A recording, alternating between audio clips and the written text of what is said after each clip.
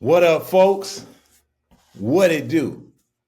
Welcome to another episode of the Best Advice Ever podcast with your boy. You know who it is, Mike Goodwin, the bow-tied comedian. Well, let's get this thing started like we always started. The on the road. So I recently was just on the road this past weekend. I had two engagements. The first was a men's conference. It was a men's conference at Victory Church in Norcross, Georgia. Outstanding. It's a gentleman I met when I did the men's summit at Gateway, now works at the Victory Church in Norcross. Plus, there was a guy that I went to Israel with that actually is on the staff at the Victory Church. It was a men's conference. Absolutely phenomenal. Had a great time. The word that the pastor delivered was a very impactful message. I love men's conferences after I perform. Men's conferences are cool. Like men's, and I say that simply because performing for a group of men, you got to break through some of the I guess resistance that you don't have to at a women's conference or a couples night or just a basic general comedy event. Because men like, they say you're a comedian, but I'll be the judge of that. Men are, they're evaluating your ability. Just like, hey man, I'm not just out here giving up free laughs. So you got to come with it. You got to come with the thunder and the lightning. You can't just bring the thunder. You got to bring the thunder and the lightning. And they did something that was very, very impactful. They basically gave the blessing of the Father. So they had leaders from the church line up at the altar at the front, and gentlemen that never received the blessing from the Father would come, and they would speak a blessing over these men. It was phenomenal. Had an outstanding time, and it was one of those moments personally as a performer. When I was on stage, I literally had the thought that, oh, I'm a real comedian. Like this is what I do. Like this, it was sort of. I don't have any high level of athletic accolades. I was a really good intramural player. I'm a good playground player, but I never played at a high level in organized athletics, whether that is in high school or college or overseas or in a professional league type. So I don't know how it feels. I know how it feels to be in a zone in terms of a game. I don't know how it feels to be in a zone in terms of a season. And I would liken that to maybe, guys, they go through their freshman year and it's difficult. They used to being the man in high school. They get to college. It's very difficult. These players are bigger, stronger, faster. The weight program, they got to get adjusted to, going to classes. So they really don't have their footing under them. Now there's some freshmen that come in and they got it. They have it. I'm not talking about those people. I'm not talking about the phenoms or the prodigies. I'm talking about someone that has ability, has talent, but has the work. I feel like that's how I am with my comedy. I have the ability, but I'm not LeBron James. I'm just not gonna come and back you down and dunk on you in the post. I really gotta work on my footwork. I gotta work on my ball handling. Not that he doesn't, but that much more. And so you finish your freshman year, then you come to sophomore year, and you getting a groove of it. get a little bit more playing time, but you're not the man. You know, you're just out there. You doing spot. You're doing spot. Kind of like spot duty. When someone's in foul trouble, you go and play a little more time. But you pretty solid 7th or 8th in the rotation. I'm talking about that junior or senior year where you spent that summer. You know it. You know all the actions. You know the league. You have a routine where you go on the road. You got a home routine. Like, you feel comfortable. And then not only do you feel comfortable, you show up and you produce. You produce in practice and you produce in the game. And it's not even a thought. I think that's kind of where I am as it relates to my comedy. I think I'm in a place of like, oh, I've gone through the freshman year. I've gone through the sophomore year. I've redshirted. Now I'm feeling like, oh, I have control of the outcome at a greater level than I did before. I can do things to positively impact the outcome of my performance. And that's how I felt on Friday night. I'm on stage and I felt like I can't lose. I'm going to win, and we're going to win fairly big. So that was a great night. Then I had Saturday night in Columbia, South Carolina. This is the show we've been waiting for, November the 11th at the Harbison Midlands Tech Theater. Sold out performance of the Big Dad Energy. This was a home game. My mom was there. My sister was there. My brother was there. My in-laws were there. I had high school classmates that were there, college classmates that were there, church members that were there. My pastor was there, was elected officials, dignitaries, media individuals, high profile reporters, news reporters were in the house, in the building. And it was my opportunity to showcase my talent to the people that know me, but don't, they maybe had seen me. My gym family was there. It was people. The place was packed, man. And I put on a great performance. So I think some things I want to kind of highlight from the feedback that I've been hearing from folks. Number one, people just felt like I just told the truth. Like, whatever I was talking about, it was from a place of honesty, a place of truth. I think the other thing that I've heard quite a bit was that it was just a good time. And I was having a good time. They were having a good time. And nobody wanted to leave. Well, they wanted to leave because I had them for a while. Matter of fact, my pastor, Bishop Herbert Bradley, got up Sunday morning and said, hey, if I seem a little tired, it's because Mike Goodwin had us in a comedy lock-in last night. And I wasn't trying to do that. I had a lot of content, a lot of information I wanted to get out, a lot of material I needed to get to the people. And it was, I could feel, when people are ready to go, but also didn't have an intermission. And my audience got to go to the bathroom. My audience. If I was sitting out there, I would have had to go to the bathroom. So I got to figure out a way to let people have a break and go to the bathroom. I come back. We got to do something. Something's got to happen. And I think a good place would be before I come out, like maybe take a little thing, and then before I come out. But it was great. I had a good time. I really wanted to, my number one intention, I wanted to create an experience. I didn't want people just to come to a comedy show. I wanted them to have an experience. And what I mean by that, I had a pre-show reel. I had videos showing before the show. I had an official welcome to the night. I welcomed the audience by video.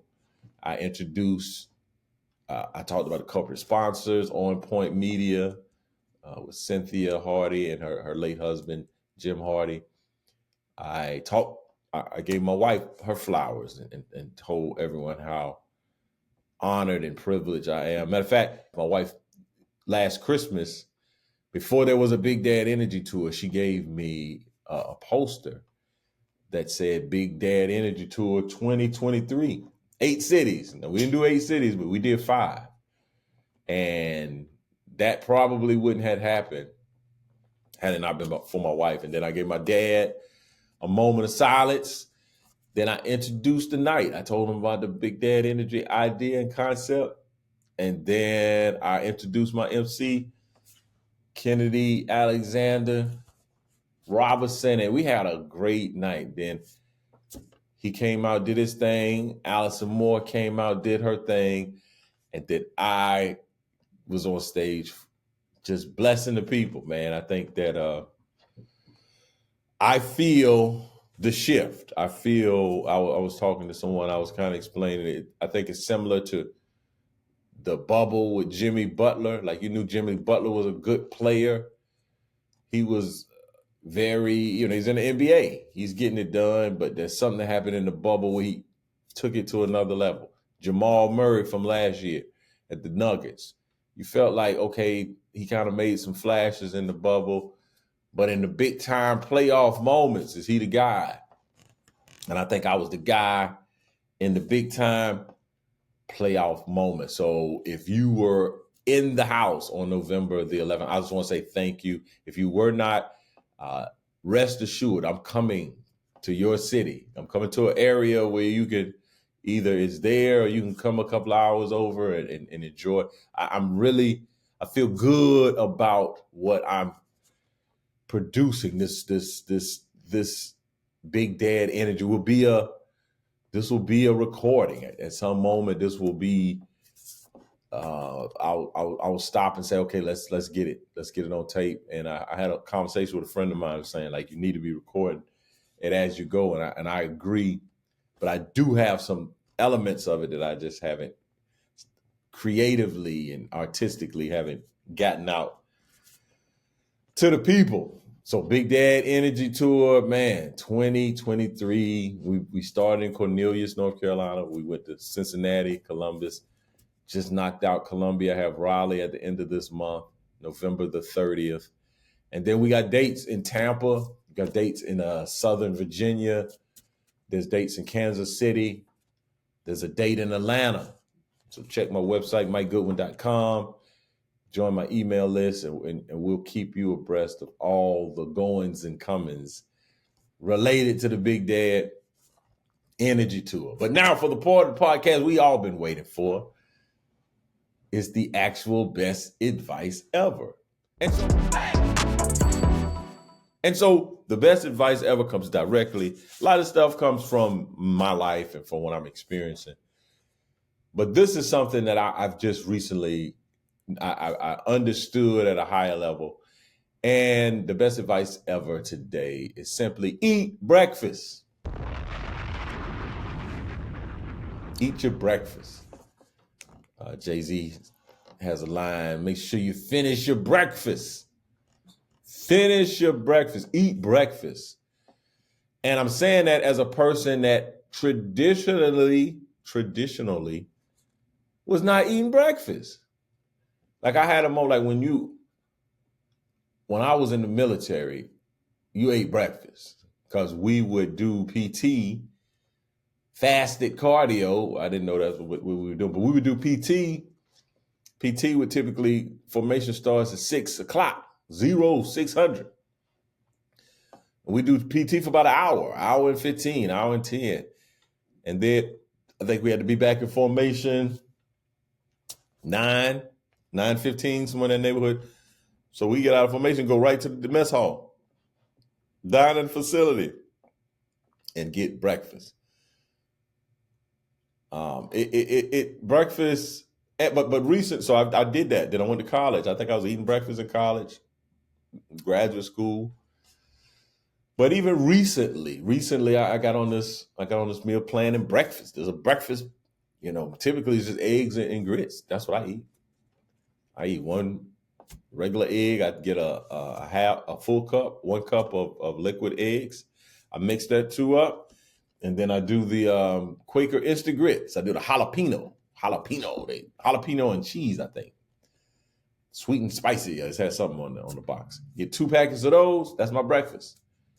I scramble the eggs, I boil the hot water, put it with the Instagram, and that's breakfast. But there was a stretch of time I was like, oh, I'm trying to lose weight. Let me accelerate the weight loss situation. And I'm thinking eating breakfast would do that, and it doesn't. It's counterintuitive. Contrary to popular belief, starving yourself in the morning or not eating breakfast is not gonna help you lose weight. It just won't. Let me tell you the benefits of eating breakfast. Now you can do what you want, but I'm telling you, I recently was eating breakfast. Weight was going, was losing weight. I was feeling good. Then I looked at the shot clock and was like, oh, I ain't got enough time. I'm down 10. Let me not eat breakfast. Let me put the breakfast off to the side. And I wasn't feeling as good when I didn't have breakfast. I wasn't feeling as energized. I didn't feel as strong in my workouts. I didn't have the mental sharpness. So I re-implemented my breakfast. I said, okay, man, I'm going to eat this breakfast. Let me get my breakfast on. I ate breakfast this morning. Feel great. And I'm going to leave and go work out because that's why I got this on. But let me tell you the benefits of eating a breakfast. It gives you an energy boost. Food is fuel. Like, think about your car. If you don't have any gas in your car or low gas, your car ain't at optimum performance. You're not getting the most out of it. Man, put some fuel. And I'm not talking about, now, at my house, Sunday morning is breakfast. I'm talking about breakfast. I'm not talking about breakfast. Breakfast is different than breakfast. Breakfast. Breakfast. That's eggs and grits and bacon and pancakes, syrup, orange. That's breakfast.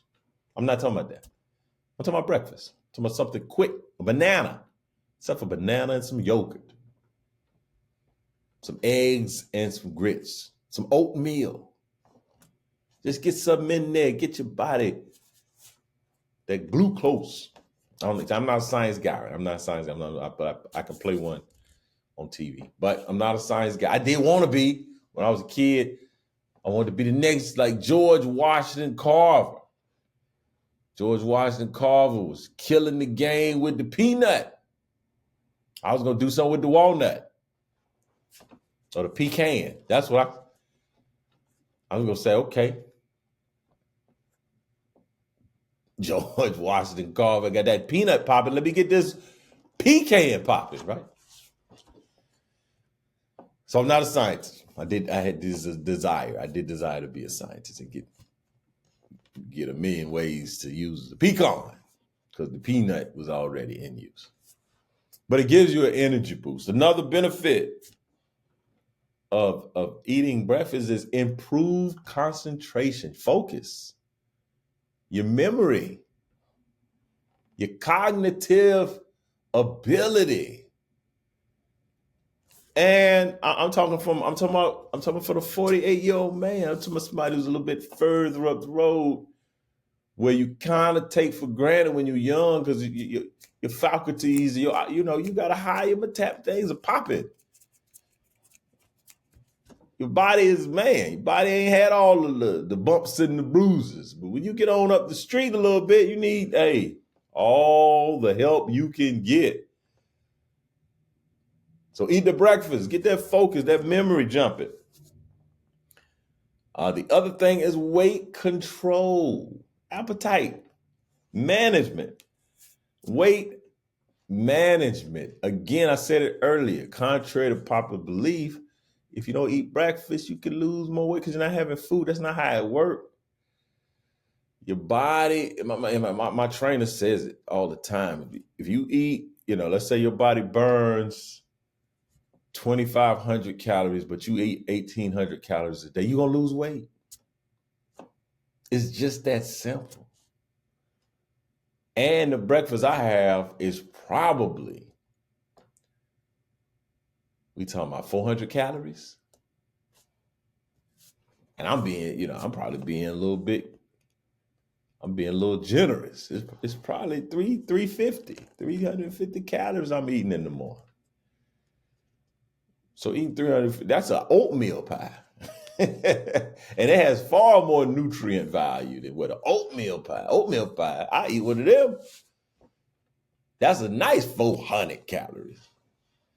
And it ain't did anything but shoot my blood sugar up and got my gut situation. Hey, the fat in my gut, like, hey, come on over here with the rest of this. So eat your breakfast to get your weight management. And then just you feel better. You feel better. I'm telling you, I feel better when I eat breakfast. And again, I'm not talking about breakfast. I'm talking about breakfast. So that's been the best advice ever of today. Next thing I want to share with y'all is from the mind.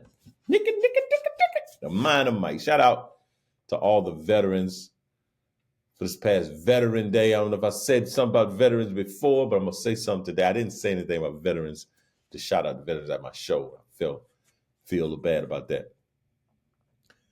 And I wanted to share my perspective. I'm a veteran, served in the United States Army as an enlisted soldier and a commissioned soldier. Saw both sides of the fence. But the other thing that I saw both sides of was the military pre 9/11 and the military post 9/11. And those are different militaries. Those are different militaries just by structure and policy. Even today, the military that is the army that exists today, if I returned, I would be clueless. I'm like, what's happening in here? What are y'all doing? Like the PT test is different. I think there's an opportunity for me to do some bits about that because we did 2-mile run, we did push-up, sit-up. These cats now, they doing shuttle runs, they doing deadlifts, they doing all kind of things, man. Push up, sit up, 2-mile run. That's what the PT test was. But it's different. But what I honor the veterans, those who have served. I just want to also add some perspective of, man, how different society's perception of the military since 9/11. I remember I was in college prior to 9/11, and I had professors that protested Vietnam, and I would wear my uniform to class and get some static. I would get comments. I would get challenged on different things that, hey, man, I'm serving the country. So it really made me be a little bit more mindful. Even when I served and when I went in my first duty station, the second duty station was in Fort Stewart. I remember in a parade, we were doing like a Veterans Day parade, a Memorial Day parade. People throwing rocks. Come on, man. Can't imagine anybody throwing a rock today at a parade, saying crazy, but the stuff that I encountered. And it's like, man, I can imagine folks that maybe lived in Jim Crow and is now out of Jim Crow or the Civil Rights era, and now we're in this era. It's like, wow, this is a little disorienting. So shout out to the military service members for Veterans Day. And also, I'm constantly having this conversation. I think it's important for me to even talk about like my brand of comedy, refreshingly funny comedy. Clean comedy. Folks talk to me often about clean comedy, and I'm really spending time thinking about that. And I came up with another perspective. If they could say, man, clean comedy got to be hard, and it is hard. Comedy's hard in general, but here's the other thing I've realized about myself: I produce comedy with care. So when you do things with care, it's hard. When you care how your room looks, you take more time. You care how your car looks. It's a little more difficult. It's not the speedy, quick rush, spit and shine type situation. When I was in the military, I cared how my military uniform looked when I went to formation. So I spent it was harder. It was harder to show up with boots that were shined than boots that weren't. Even if you paid someone else to do it, that's hard. Because you can go get boots, you can take your boots downtown somewhere and they can shine them up and you just sit them off to the side. And if but that's hard. You got to keep them. You got to spend whatever money. You got to invest in that. So I do comedy with care. I really do care when I write my jokes, when I'm putting together my content. I care. I care about the audience. I care about your response. I care about the impact, how it would make people feel.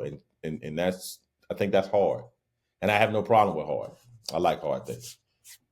Pause.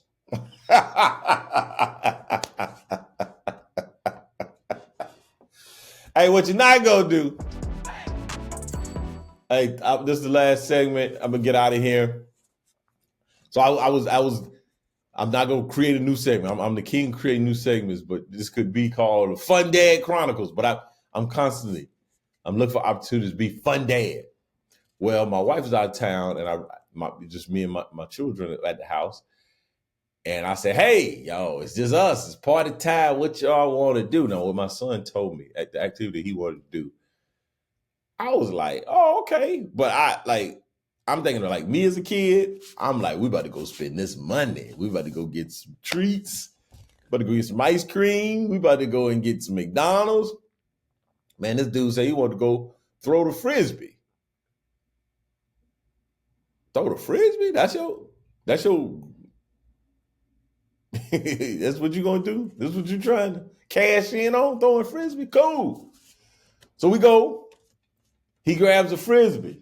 But I didn't realize my son grabbed a trash Frisbee. Hey, do not buy Frisbees from Dollar General. I don't know why we had this Frisbee in our house, but it was trash. And I know we got some good Frisbees. And I said, man, where'd you get this? Because we were throwing it initially and it was just going to the left. It didn't matter what you did. It just go straight, then go straight left. I was like, this Frisbee is trash. It was lightweight. So I look at it and there's like a literal dollar tag on the stamp, like the sticker for $1 on the thing. I'm like, throw this Frisbee away. Trash. This little young cat on Instagram, everything. Trash. Bubba, his name Bubba something, man. That boy is funny to me. Trash. We had a trash Frisbee. Don't buy Frisbees from the Dollar. I mean, that's some things. I just went to the Dollar Tree looking for some items. But I will not be encouraging folks to buy Frisbees. Man, come on, man. Get you a high quality. But you know what? We had a good time because the Frisbee being trash was funny. So when you're trying to throw it and it goes the other, I mean, we just, the kids are laughing it up. I love hearing my children laugh. And the way that they were throwing this Frisbee and it just wasn't getting to the place that you were throwing it, it was hilarious. And fun dad mission accomplished. So what you're not going to do is buy trash Frisbees, man. Don't buy trash Frisbees. Invest in a quality Frisbee. Well, thank y'all for tuning in. If you have any questions you want to send me, questions that you have to ask the Bowtie, send it at info@comedianmikegoodwin.com. Again, that's info@comedianmikegoodwin.com. Please subscribe. Please share. Please rate the podcast. Please let people know that you really enjoy this podcast. Hopefully, I'm helping you get through a Stairmaster session, helping you get through washing and cleaning your kitchen. Hopefully, I'm helping you get through your daily commute, your weekly commute. I'm helping you to make things just a little bit lighter on your load, right?